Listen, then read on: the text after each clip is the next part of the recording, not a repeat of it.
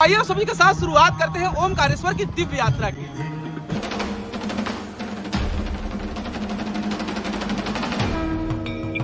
कहानियों में सुना है कि ये गौरी सोमनाथ है, नाम से पता चल रहा है कि ये गोरे होंगे, पर आपको देख के पता चला होगा कि इनका जो दृश्य है वो काले हैं। जो आक्रांतकारी थे उन्होंने शायद, उनका कहना था कि पहले जो इनके दर्शन किया करते थे उनका भूत भविष्य वर्तमान सब दिख जाता था उसके सामने।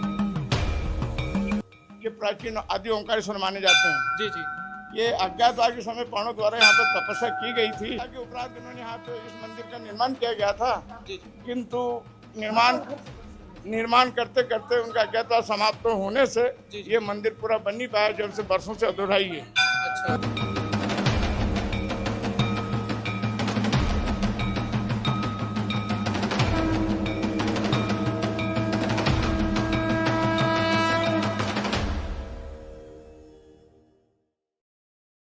भवाय जय भवाय नमः शंकराय शिवाय हर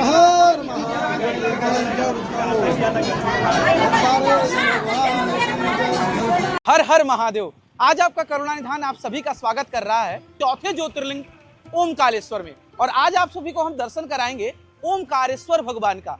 आइए मेरे साथ, मैं आप सभी को लेके चल रहा हूं बाबा ओमकारेश्वर के मंदिर के प्रांगण में।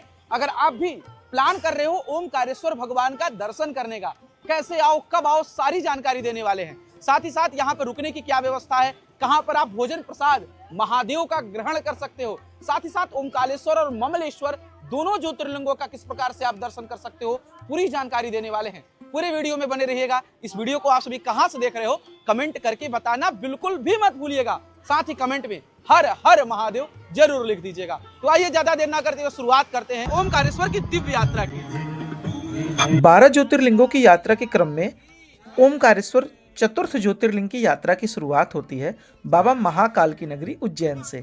यहाँ से सोमो, गाड़ी इत्यादि आराम से आपको अवेलेबल मिल जाते हैं, और यहाँ से लगभग 150 रुपये से लेकर 300 रुपये तक आप टिकट रिजर्व करके ओमकारेश्वर के लिए जा सकते हो।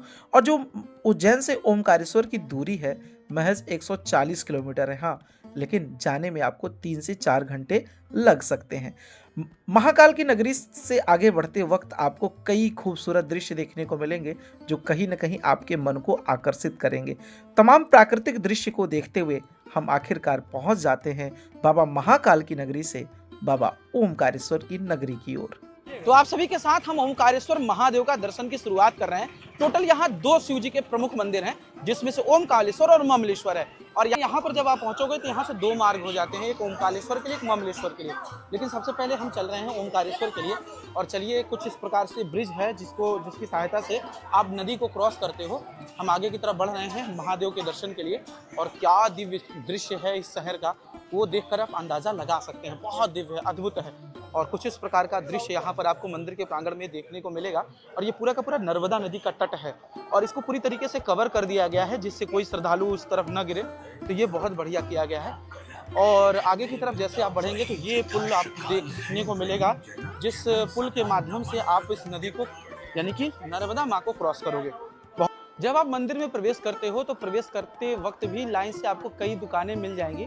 अगर आप प्रसाद लेने के इच्छुक हो तो यहाँ महादेव को अर्पण करने के लिए भोग प्रसाद भी ले सकते हो, जिसका बहुत ज़्यादा कॉस्ट नहीं रहेगा। 50 रुपये से स्टार्टिंग होती है। यहाँ पर इन सारी दुकानों पे आप प्रसाद आसानी से ले सकते हैं। पुराणों में जिक्र मिलता है कि राजा मानधाता ने नर्मदा नदी के तट पर घोर तपस्या की, और उनकी तपस्या से प्रसन्न होकर भूत भगवान भोलेनाथ प्रकट हुए और उनको आशीर्वाद देते हुए यहाँ ज्योतिर्लिंग के रूप में विराजमान हो गए। इसको लेकर एक अन्य मान्यताएं भी हैं कि नारद जी के कहने पर एक बार विंध्य पर्वत ने भी इसी जगह पर तपस्या की थी, और उनकी अभिष्ट कार्यों को सिद्धि के लिए बुद्धि प्रदान करने के लिए ज्योतिर्लिंग के रूप में स्वयं महादेव यहाँ ओमकारेश्वर के रूप में विराजमान हुए। ओमकारेश्वर महादेव के मंदिर के प्रांगण में आपको कई मंदिर के प्रांगण देखने को मिल जाएंगे। ऐसे में यहाँ पर आपको शनि महाराज का मंदिर भी देखने को मिलेगा, जो अपने आप में बहुत दिव्य है। और प्रवेश करते समय आप शनि देव का भी दिव्य दर्शन करोगे। और आपको बता दें, बहुत ज्यादा मंदिर के प्रांगण में आज भीड़ है, भक्तों की, श्रद्धालुओं की संख्या बहुत ज्यादा है। चलिए आगे की तरफ बढ़ते हैं और दर्शन कराते हैं। और ऐसी मान्यता है कि यहाँ पर ममलेश्वर ज्योतिर्लिंग भी है, जहाँ आज भी माता गौरी मैया और शिव जी पासा खेलते हैं।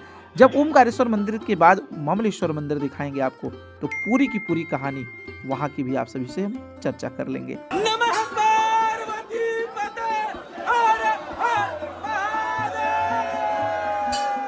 संख्याता सहस्राणि सहस्रजने भजन्वानि तन्मसिः हर हर महादेव श्री ओंकारेश्वर भगवान की जय। शंभवाय जयो भवाय नमः शंकराय नमः शिवाय च शिवाय च हर हर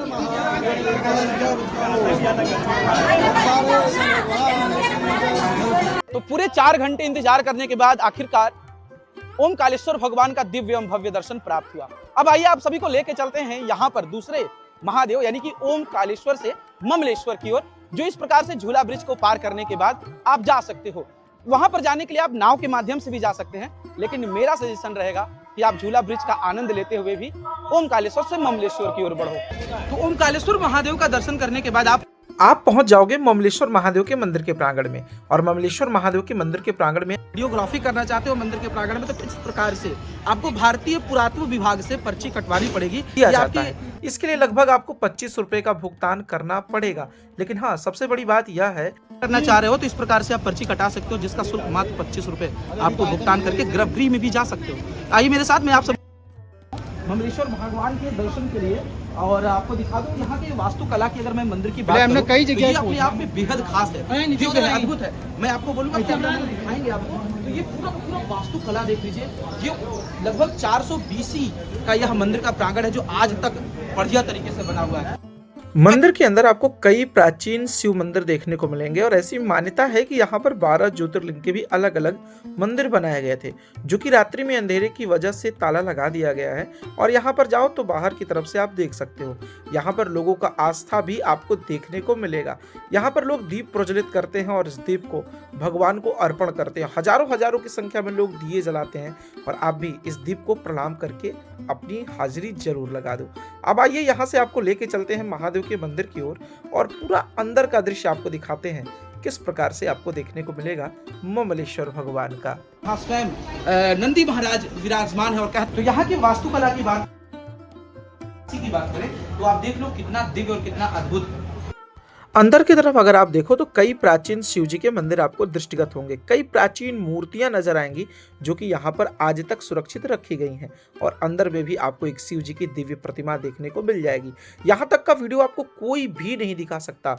इन मूर्तियों को देखकर आप अंदाजा लगा लो कितना प्राचीन यह मूर्तियां हैं और इनका दर्शन अपने आप में वास्तव में बहुत दिव्य है। अब इस पर्ची का क्या फायदा है वो आप बताने वाले हैं। अभी आप आ चुके हैं मंदिर के बिल्कुल प्रांगण में और उस जगह जहां आपको आने के लिए विद परमिशन लेना पड़ सकता है। और यहाँ पर आपको बता दें, अंदर की तरफ अगर आप देखो तो अंदर की तरफ आपको कई मूर्तियां देखने को मिलेंगी जो बहुत ज्यादा प्राचीन है। और निर्धारण आप इस प्रकार से कर सकते हो कि यहाँ पर जितनी मूर्तियों को आप देख रहे हो बहुत ज्यादा प्राचीन है और ये उस समय की है जब यह मंदिर हुआ करता था। तो यहाँ पर आने के लिए आपको परमिशन लेना पड़ सकता है। साथ ही साथ बाहर की तरफ अगर मैं इन दीवालों पर आपको दिखाऊं इन मूर्तियों को, तो इन मूर्तियों को आप देखकर अंदाजा लगा सकते हो यहाँ शिव जी हैं, पार्वती जी हैं और इस प्रकार से बढ़िया दिव्य दृश्य यहाँ प्रस्तुत किया गया है। तो ये अपने आप में वास्तव में बहुत खास है। यहाँ की कलाकृतियां, वो वास्तुकला, वो अपनी भारतीय संस्कृति की, वो उत्तर भारतीय नागरिक शैली की जो पद्धतियां थी उसका एक बेजोड़ नमूना आपको यहाँ प्रस्तुत करते हुए नजर आएंगी। आइए मंदिर के आगे की तरफ बढ़ते हैं और आपको लेके चलते हैं और मंदिर की तरफ, और आपको मंदिर के गर्भगृह के प्रांगण में महादेव किस प्रकार से विराजमान है वो आपको दिखाने का पूरा प्रयास करते हैं। आइए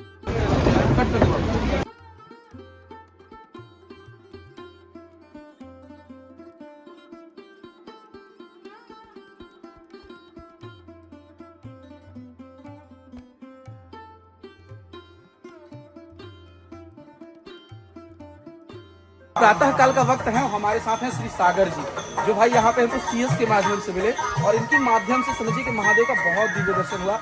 अब इनके साथ हम चालू करने वाले हैं ओमकार पर्वत की परिक्रमा।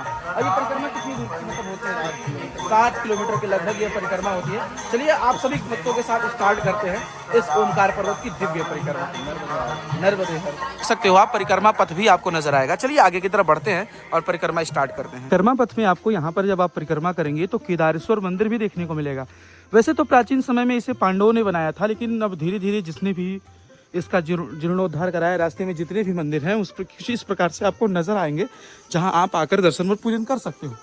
प्रातः काल का वक्त है, इस वजह से अभी कोई नहीं जा रहा है, लेकिन अब चलिए परिक्रमा पथ पर आगे की तरफ हम भी बढ़ते हैं और जितनी चीज़ें हैं वो भी आपको दिखाते हैं। यहाँ पर आपको मैं बता दूं कावेरी और नर्मदा का दिव्य संगम भी है, जहाँ तरफ आप कावेरी और इस साइड की तरफ आप नर्मदा दोनों नदियों को देख सकते हैं। और यहाँ बीच में जाकर के नर्मदा और कावेरी एक दूसरे से मिलती भी हैं, जो इस ड्रोन फुटेज के माध्यम से आप देख पा रहे होगे। बहुत दिव्य है, अलौकिक है। और यहाँ पर कई श्रद्धालु जो भी आते हैं ओमकारेश्वर दर्शन के लिए, वो इस नदी में आकर जरूर स्नान करते हैं, इस संगम स्थल पर जरूर स्नान करते हैं। और ऐसी मान्यता है यहाँ के संगम स्थल पर स्नान करने से आपके जन्मों जन्मों के जो ऋण है ना, उस ऋण से आप उऋण हो जाते हो, यानी उस ऋण से मुक्त हो जाते हो। तो आइए हम भी चलते हैं संगम के तट पर और माता जी का चरण स्पर्श करते हुए आगे की यात्रा परिक्रमा की प्रारंभ करते हैं। परिक्रमा पथ पे ही आपको द्वारिकाधीश मंदिर ऋणमुक्तेश्वर देखने को मिलेगा, जहां आपको दर्शन जरूर जाकर करना चाहिए। और ऐसी मान्यता है कि इस मंदिर में दर्शन करने मात्र से व्यक्ति के जन्मों जन्म के जो ऋण है ना, उससे वो उऋण हो जाता है। चलिए हम परिक्रमा पथ पर आगे की तरफ बढ़ते हैं। तो अभी जो मेरे पीछे आप मंदिर देख रहे हो, ये ओमकारेश्वर का वो मंदिर का प्रांगण है जहाँ दर्शन करने मात्र से व्यक्ति को भूत भविष्य और वर्तमान तक दिख जाता था। और ऐसी मान्यता है कि यहाँ पर जो महादेव हैं, इनका जो स्वरूप है पहले गोरा हुआ करता था। शायद यही वजह है कि इस मंदिर का नाम है गौरी सोमनाथ मंदिर। और मंदिर के प्रांगण में प्रवेश करते ही भक्तों का जन सैलाब आपको देखने को मिलेगा। और यहाँ की वास्तुकला की अगर आप बात करो तो यहाँ की मूर्तियों को देखकर आप अंदाजा लगा सकते हो कि यह मंदिर कितना प्राचीन काल से आज तक विद्यमान है। इसमें जितने भी स्टोन्स के यूज किए गए हैं, ये सारे के सारे स्टोन्स जो हैं ये एक आप ये समझ सकते हो बलुआ पत्थर से निर्मित हैं, जो बहुत मजबूती के साथ यहाँ पर आज तक टिके हुए हैं। आगे की तरफ बढ़े, महादेव की तरफ आप सभी को दर्शन कराएं। तो सबसे पहले हम महादेव के मंदिर में प्रवेश करते हैं। तमाम भक्त महादेव के दर्शन के लिए, पूजन के लिए यहाँ पर आते हैं, महादेव का पूजन करते हैं, महादेव का दर्शन करते हैं। और कहते हैं ना, महादेव के जन्म दर्शन मात्र से जन्मों जन्मों के पाप जो है वो नष्ट हो जाएं। और इसीलिए तो कहा गया है, हे महादेव आत्मा त्वं गिरिजामति सहचरा प्राणा शरीरम गृहम पूजा ते विषयोपभोग रचना निद्रा समाधि स्थिति संचारः प्रदयो प्रदक्षिण विधि श्रोत्राणि सर्वांगिणो यत् यत् कर्म करोमि तद्वदखिलम शंभु तवाराधनम। तो ये वो महादेव हैं जिनके स्पर्श मात्र से मान्यता है कि लोगों को अपना भविष्य और अपना भूत इत्यादि सारी चीजें जो वो दिख जाती थी। तो इतना दिव्य, इतना भव्य महादेव का दृश्य आप सभी दर्शन करें और अपने जीवन को कृतार्थ करें। तो यहाँ पर तमाम चारों तरफ देखेंगे मंदिर का शिवलिंग इत्यादि बहुत दिव्य है। मंदिर के ऊपर की बात करो तो ऊपर में भी शिवलिंग इत्यादि हैं, लेकिन ऊपर आप अभी प्रवेश नहीं कर सकते हो। तो हम भी चलेंगे, महादेव को प्रणाम करेंगे, उसके बाद पुनः अपनी आगे की यात्रा प्रारंभ करेंगे। नमः पार्वती पतये हर हर महादेव शंभो। पर जो मंदिर देख पा रहे हैं, हमारे साथ अभी मौजूद हैं सागर पटेल जी। चलिए सागर पटेल जी से वार्तालाप करते हैं और जानते हैं महादेव के बारे में। जी नर्मदे हर, इस मंदिर के बारे में क्या मान्यता है, क्या है, कुछ बताएंगे? जो कहानियों में सुना है कि ये गौरी सोमनाथ है, नाम से पता चल रहा है कि ये गोरे होंगे, पर आपको देख के पता चला होगा कि इनका जो दृश्य है वो काले हैं। जो आक्रांतकारी थे उन्होंने शायद, उनका कहना था कि पहले जो इन्हें दर्शन किया करते थे, उनका भूत भविष्य वर्तमान सब दिख जाता था उसके सामने। तो जो भी आतंककारी थे उनका नाम तो मुझे याद नहीं है, पर जिन्होंने भी किए थे दर्शन इनके, तो उनको भी उनका भविष्य और वर्तमान दिखा था, भूत भविष्य दिखा था। तो इन्होंने उसे जलाकर अभी जो रूप दिया है वो आप दर्शकों को दिखाई पाएंगे कि कैसे है हमारे सोमनाथ, गौरी सोमनाथ। तो ये मंदिर कब से है, क्या है, किस प्रकार से? अब ये तो उसी पांडव काल का ही मंदिर बना हुआ है, पर बाद में जो भी परिवर्तन होते रहे हैं, तो परमार राजा कुछ हुए, उन्होंने भी इसमें कुछ कराए हैं, मानदाता राजा उन्होंने भी कुछ काम कराए हैं और इसे जीवित रखा आपके सामने। तो ये बहुत प्राचीन मंदिर है आपके? जी बिल्कुल, है ना। और इस मंदिर के बारे में कोई मान्यता है क्या? और तो कुछ ज़्यादा जो जानकारी मुझे थी वो मैंने आपको बता दी। मतलब कुल मिलाकर यहाँ दर्शन करने मात्र से व्यक्ति की भूत भविष्य वर्तमान इत्यादि सारी चीजें देखी जा सकती थी। जी बिल्कुल। बहुत बहुत धन्यवाद। तो आपने जैसे महादेव का दर्शन किया, उसी के ठीक आगे बढ़ते ही आपको पताली हनुमान जी का मंदिर भी देखने को मिलेगा, जहाँ पे आप लेटे हुए हनुमान जी का दिव्य दर्शन कर सकते हैं और हनुमान जी का दर्शन करके अपने जीवन को कृतार्थ कर सकते हैं। और कहते हैं ना, अतुलित बलधामम हेम शैलावदेहम दनुज वंकसानम ज्ञानी नामाग्रगण्यम सकल गुण निधानम वारणानामधीशम रघुपति प्रिय भक्तम वात जातम नमामि। तो ऐसे हनुमान जी महाराज का दर्शन करके अपने जीवन को आप भी कृतार्थ करें। चलिए अब आगे की परिक्रमा के क्रम में आगे की तरफ बढ़ते हैं। तो आखिरकार हम और सागर जी आ चुके हैं यहाँ पर एमपी में सबसे ज़्यादा जानते हैं पोहे यहाँ के बहुत फेमस होते हैं, तो हम दोनों लोग पोहे। और क्या है ये? जीरावन। जीरावन के साथ में तो अच्छा, क्या बात है। तो ये देखिए कुछ इस प्रकार से पोहे हैं जो यहाँ बहुत ज़्यादा फेमस है। आपको जगह जगह पर इस प्रकार के पोहे खाने को मिल जाएगा। चलिए पहले हम भी अल्पाहार लेते हैं, उसके बाद आगे की यात्रा करते हैं परिक्रमा की। परिक्रमा पथ में जहाँ एक तरफ आप लगभग 200 करोड़ रुपए की लागत से बना शंकराचार्य जी का यह मूर्ति देखेंगे, उसी के ठीक बगल में आप देखेंगे पुरानी संस्कृति पर आधारित यह मंदिर हुआ करता था, जिसे मुगलों के आक्रमण के बाद इस मंदिर को पूरी तरीके से ध्वस्त कर दिया गया। और उसका एक बेजोड़ उदाहरण आपके सामने है कि किस प्रकार से हमारी संस्कृति को पूरी तरीके से नष्ट करने का प्रयास किया गया, वो आप परिक्रमा पथ पर देख सकते हैं। इस मंदिर, यह जो मंदिर है अपने आप में बहुत बड़ा उदाहरण है। ऐसा मान्यता था यहाँ पर शिव जी का बहुत दिव्य मंदिर हुआ करता था, जहाँ पर दर्शन करने मात्र से ही भक्तों की सारी मनोकामनाएं जो है वो पूरी हो जाया करती थी।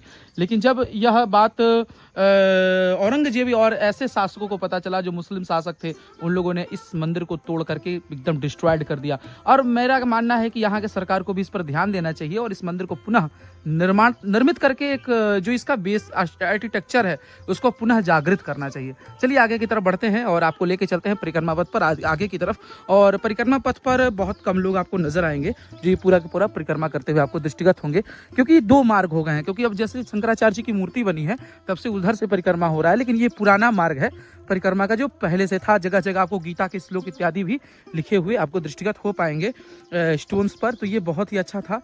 लेकिन अब ये मार्ग पूरी तरीके से परिवर्तित हो चुका है। लेकिन मंदिर को देखने के लिए, खंडहर को देखने के लिए, किस प्रकार से उन लोगों ने हमारे मंदिर को नष्ट किया, इस वजह से हम लोग इस रास्ते पे आए हैं।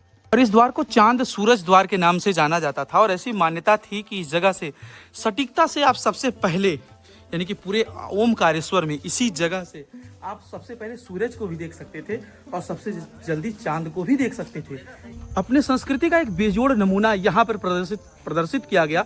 वो मंदिर को नष्ट कर दिया गया जहाँ से लोग जिसके ऊपर चढ़कर सबसे पहले सूरज को भी देखते थे, सबसे पहले चांद को भी देखते थे।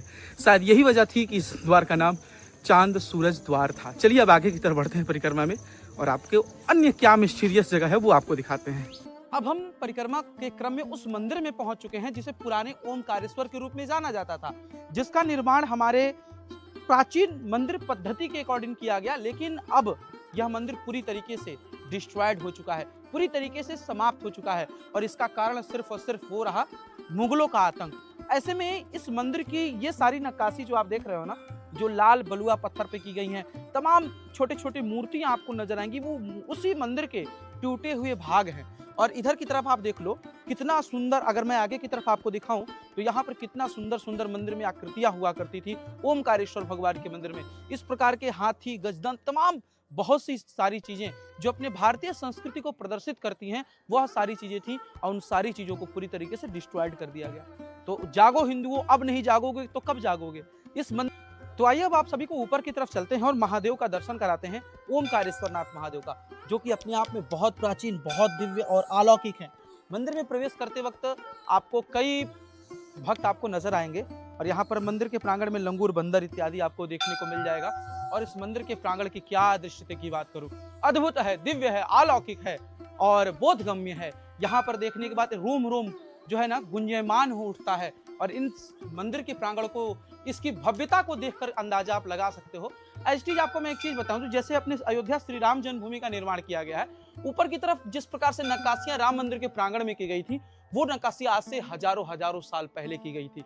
लगभग 400 BC के तक यह मंदिर बना और आज वर्तमान समय में हम मंदिर के प्रांगण में महादेव के दर्शन के लिए प्रवेश कर रहे हैं, जो अपने आप में वास्तव में बहुत दिव्य है।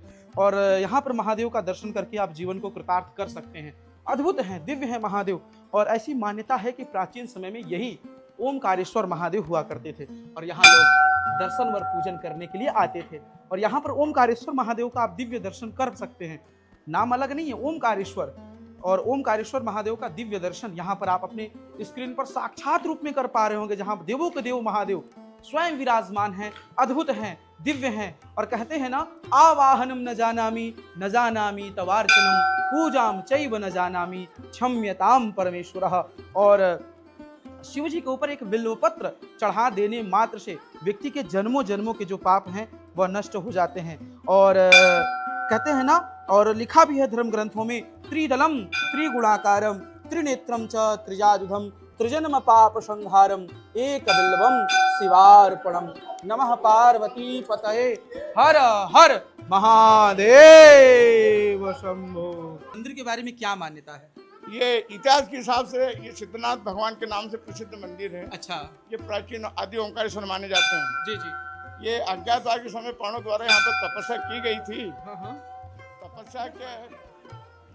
तपस्या के उपरांत इन्होंने यहाँ पे इस मंदिर का निर्माण किया गया था। जी जी। किंतु निर्माण करते करते उनका अज्ञातवास समाप्त होने से ये मंदिर पूरा बन नहीं पाया, जब से वर्षों से अधूरा ही है। अच्छा। इनकी बहुत बड़ी महत्व है। अगर परिक्रमा में आए तो सिद्धनाथ भगवान के दर्शन जरूरी है। बिल्कुल बिल्कुल। इनके दर्शन से ही परिक्रमा पूर्ण मानी गई है। चलिए बहुत बहुत धन्यवाद। महादेव। तो जैसा कि आपने महाराज जी ने बताया कि ये सिद्धनाथ महादेव हैं जो ओमकारेश्वर के रूप में है, जिसे पांडवों ने बनाया और मंदिर का पूरा निर्माण कार्य नहीं हो पाया। और ऐसे में यहाँ महादेव विराजमान है। आप भी महादेव का दिव्य दर्शन करिए और अपने जीवन को कृतार्थ करिए और बोलिए मेरे साथ नमः पार्वती पतये हर हर महादेव शंभो। क्या आनंद है, अद्भुत आनंद है, महादेव का आनंद है। महादेव के रंग में रंग जाइए इस यात्रा में। यहाँ पर आप क्षेत्र के द्वारा यानी कि ओमकारेश्वर ज्योतिर्लिंग मंदिर ट्रस्ट के द्वारा संचालित ओमकारेश्वर प्रसादालय में भोजन प्रसाद भी ग्रहण कर सकते हो, जिसके लिए आप मात्र सिर्फ 10 रुपये का आपको पर्ची कटाना होगा। साथ ही साथ यहाँ पर भोजनालय की व्यवस्था के साथ साथ 100 रुपये में इस भवन के क्षेत्र में आप रुक भी सकते हो, जो बहुत अभी नई व्यवस्था चालू हुई है। आइए अब लेके चलते हैं आपको भोजन प्रसाद की ओर।